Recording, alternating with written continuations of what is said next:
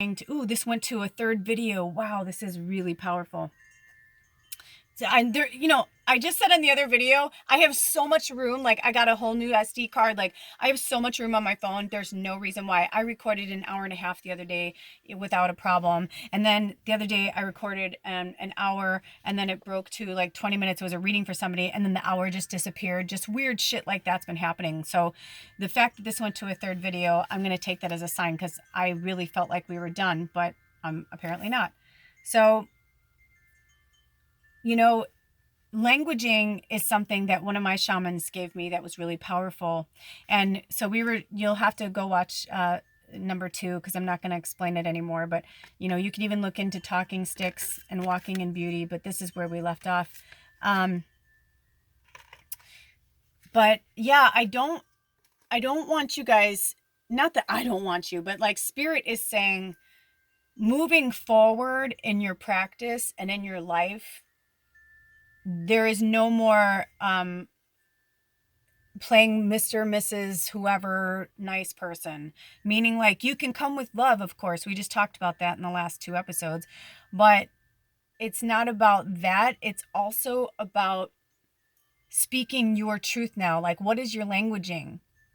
What words are you using? I had a client that I had a hard time working with them because they're so much into the Bible that I was like, I don't, and I had to sit with it for a long time, because I was like, is it me? Like, because I'm being triggered. And I'm like, no, it was deeper than that, because I've been working with that constantly for the last 2 years, especially in the last year writing this book. But and I'll keep coming back to it. So that's not it. But it was just that I'm like, I'm not comfortable with that. It'd be the same as if, somebody was like, hey, my mom's friend is a diehard Christian, but she wants to get a reading from you. I would probably say no, just because depending on their languaging, I don't want people to preach scripture at me.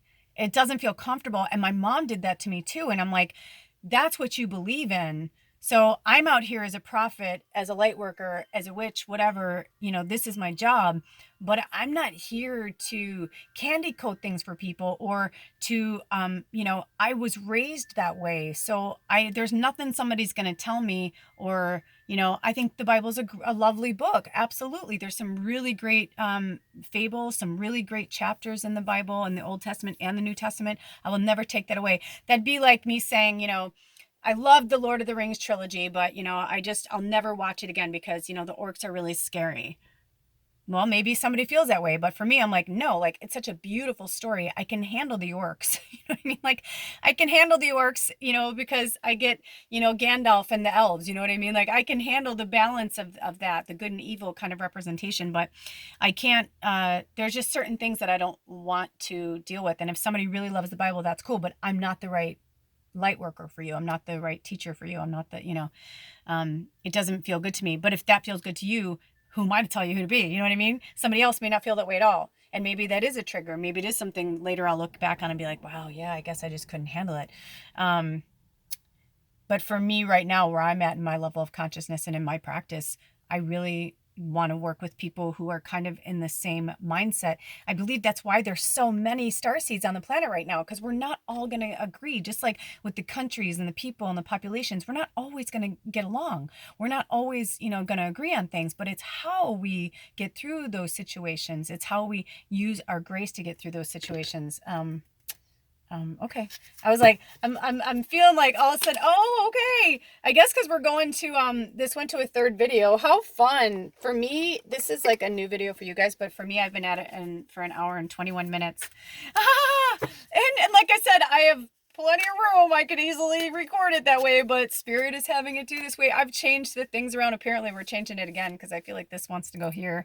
And I feel like this bugger wants to come back here. And I feel like this wants to be here. And I just saw it. It'll come to me. Oh, there it is. I was like, I felt like I heard the selenite say it wanted to be there. And, this card had fallen before, but look it, we're still working with the owl medicine. Clearly, the owl is not done with us. This owl's been coming around a lot lately. And for some reason, we've been having a hard time with focus today. It must be the light. It must be this up here. But I kind of like it. I'm going to leave it. It looks like it's glowing. Oh, they want me to read it. The owl medicine. I don't remember if we read it the other day. Wisdom, illumination, intuition, clairvoyance, and deep insight abound. Go within. Profound majesty and grace is available to you simply by pulling your awareness inward. Ancient knowledge is emerging within you. You know the truth. Trust your perception. You are a truth seeker and a truth sharer. Nurture the feminine spirit within you. Your native spirit wants you to know. In some indigenous cultures, the men say that they're afraid of the owl because it represents the power of woman, and they're in awe of and even afraid of the power of woman, of divine feminine energy. Ooh, I'm feeling that like really in my gut lately. That's beautiful. Woo woo.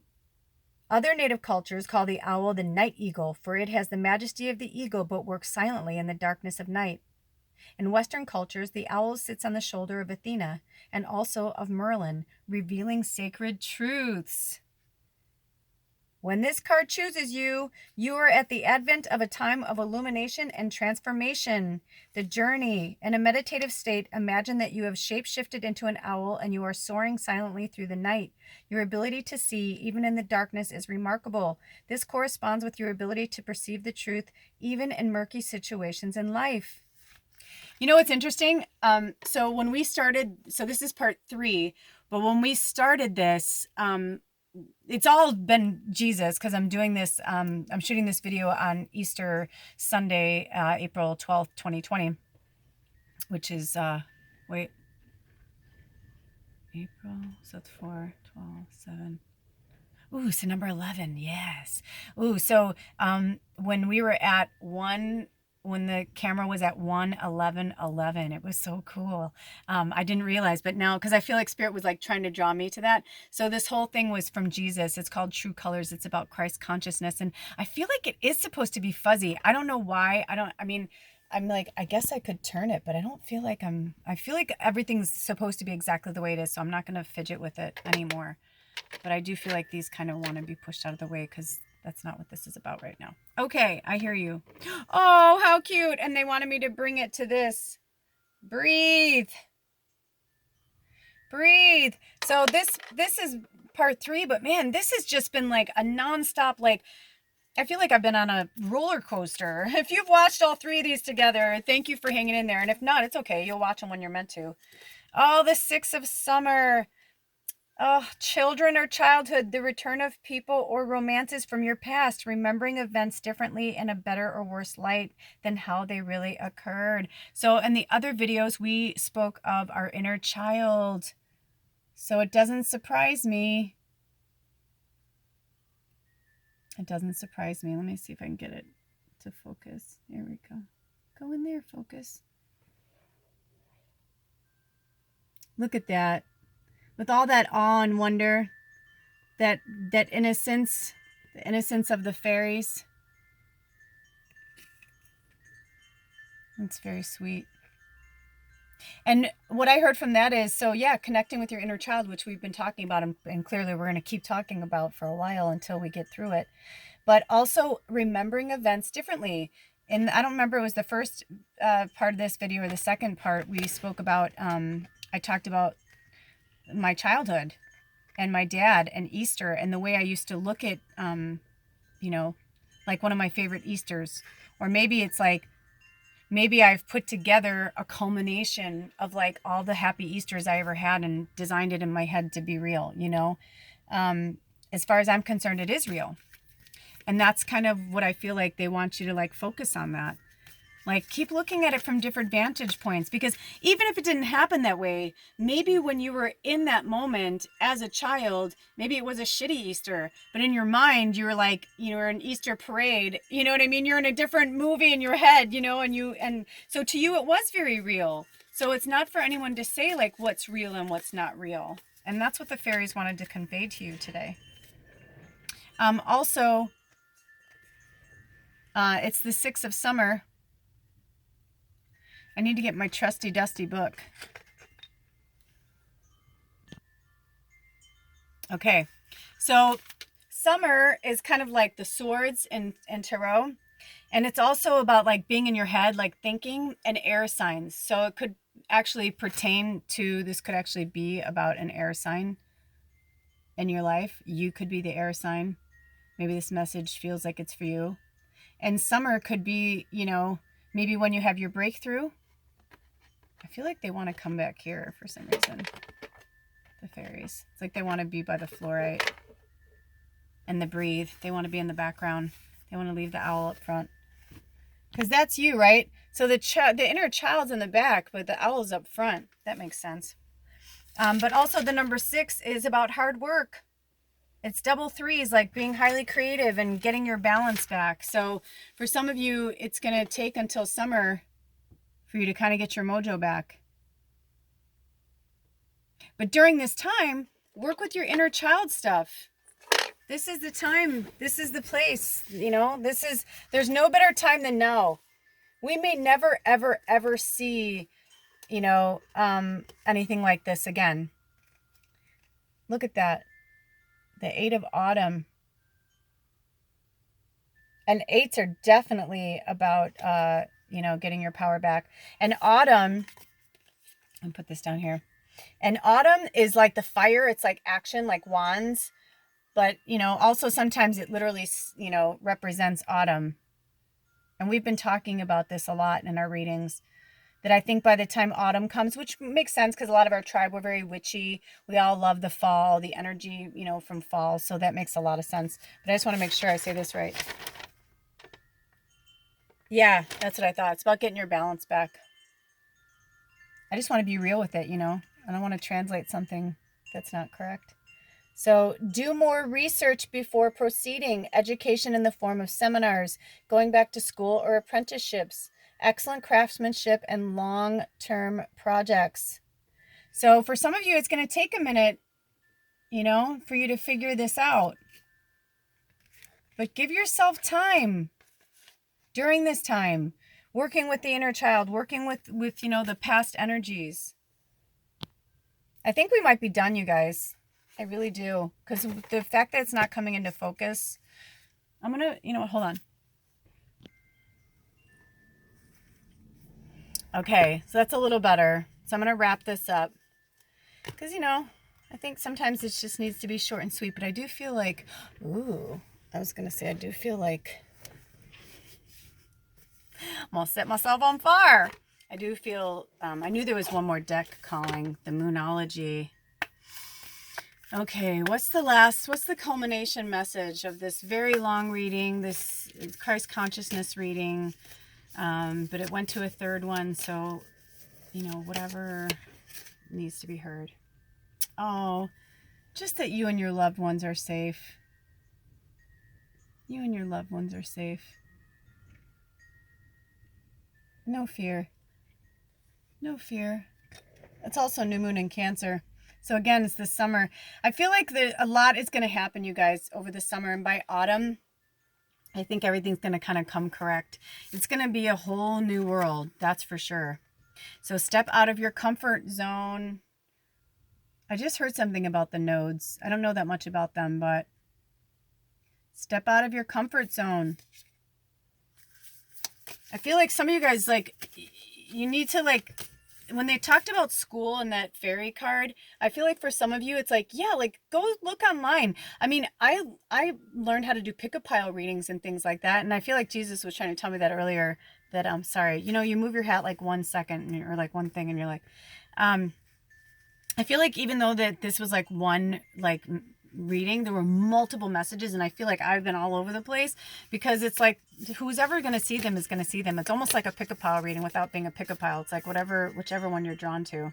Look, see, you're very close to achieving your goal. Don't give up. And just because you don't have the answer right now, you will. The answer's coming. If you expect powerful change will happen. Expect it, own it, and it's yours. Look at what just happened on the planet. Doesn't that show you? And nothing is yet set in stone. Right? The tides ebb and flow. The planet, no matter what happens, It's sunny right now, but I guarantee you it's going to be dark tonight. And then I guarantee you tomorrow the sun will come up, and then I guarantee you it'll be night again. Those are the only guarantees that we have right now, is the cycle of the earth. And even that, who knows? But as what I know right now, we're fine. So don't put yourself in some like fear bubble of something that hasn't happened yet.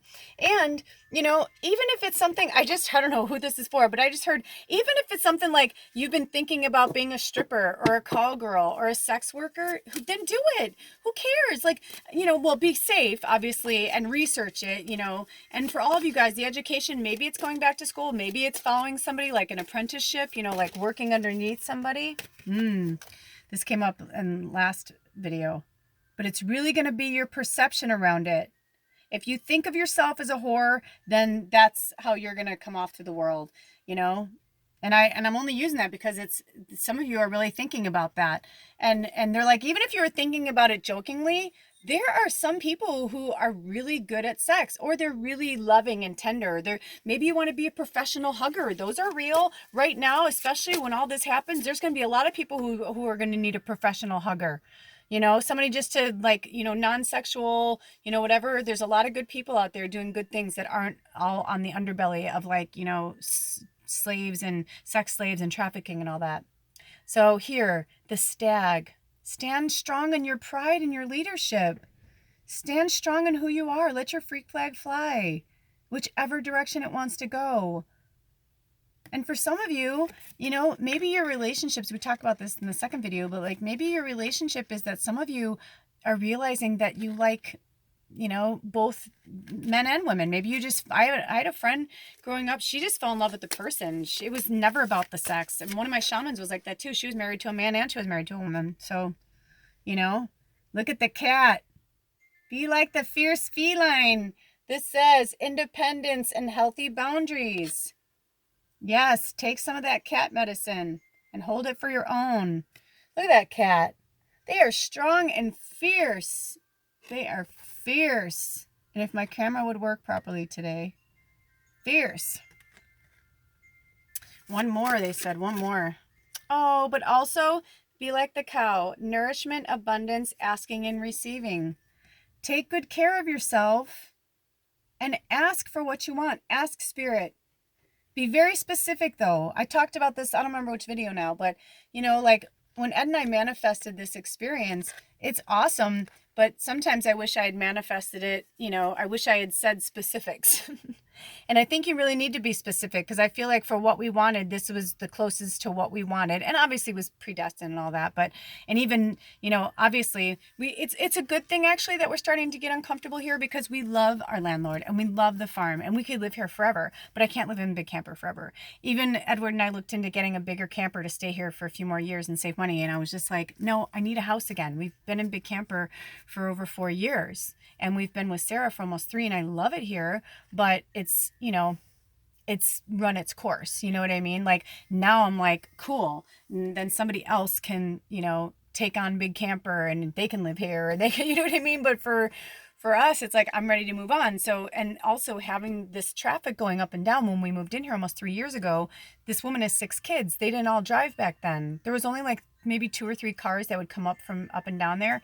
Now they built there's someone living, they built a tiny home last year. So there's so many adults driving cars. I think we've counted now that there's 6 cars up there. That's a lot. We're on a dead end road and they're coming and going all the time, but we needed to be forced out of here. Sometimes even something can be so perfect, right? It seems perfect. It seems so awesome. It's not perfect anymore. You know what I mean? Now you're sorry, I'm getting a cramp. I've been sitting here for so long. You get to a point where that's not working for you. Now you've evolved to this place, and this is where your body wants to be. Now I know, I need to be on land, far away from a lot of people. I need to hear quiet most of the time. I rarely want to go out. I want to get to the point where I go out maybe once a month or twice a month, or there's a place where I live that I can go and get fresh fruits and vegetables on the regular, but no one knows me and I don't know them, and I don't have to, what I mean? Because seclusion is becoming something that, I need. Anyway, thank you so much. Thank you to Jesus and all the archangels and the creator and all of those who came here today. Thank you for showing up. Maybe you only watched one of these videos. Maybe you watched all three. If you did, you're awesome. 137.33. Interesting. So that comes to, I can't right now. My brain's too full, but it was a blast. Thank you so much. I love you guys. I love you, Panda Tribe. Happy Easter. Oop, my phone's about to die. Happy Jesus Day. Whatever you believe in. I love you. I'll see you next time. Blessed be. Ow.